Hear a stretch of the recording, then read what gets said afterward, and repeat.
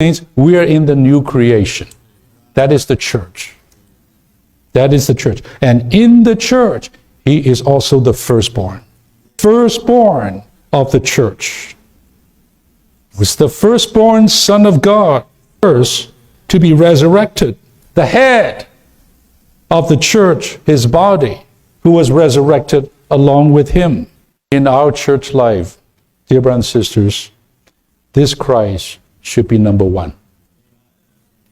Every church, inland churches, I don't care what church you're in, how many saints are there in the church, make sure that in your church, Christ is number one.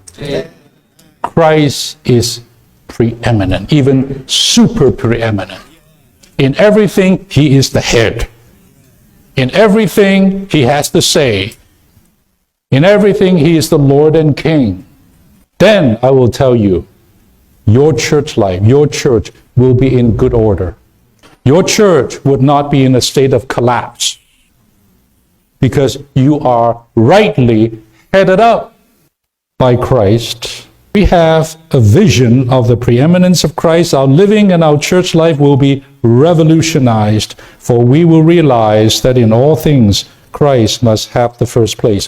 Whenever there's problem, I would even say, even in your marriage and mine, when I have a problem in my marriage, and I do have problems, I don't think I don't have problems, it's usually because, I would say always because, in some way, Christ was not the head. In this matter, in that matter, between my wife and I, somewhere Christ was put aside. Christ was put to number two. Somebody became number one. That's when the problem began in a marriage. In the family, the same. This whole society within this nation, today all the craziness that's going on, because Christ is not on the throne. Somebody else is. If we would all honor Christ in our living, in our marriage, in our family, in our church, as number one, as the preeminent one, I tell you, that church, that family, that marriage will be in good order.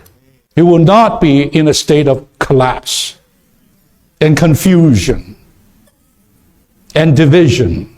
D, the all-inclusive, extensive Christ is the centrality and universality, the center and circumference of God's economy. We mentioned that already. One, in God's economy, Christ is everything. Okay, so you cannot be more simple than that. In God's economy, let's say that together. In God's economy, Christ is everything. That's it. That's it. He is first, he is last. Then you say, how about me? Well, I would say there's no room for you. In the sense, no room for the natural you, the fallen you, the self you. No room. The Adamic you, there's no place. There's only place for Christ, and if Christ has gained us and possessed us and owned us to the degree he has, that part is what? Part of this new creation. Is part of God's economy.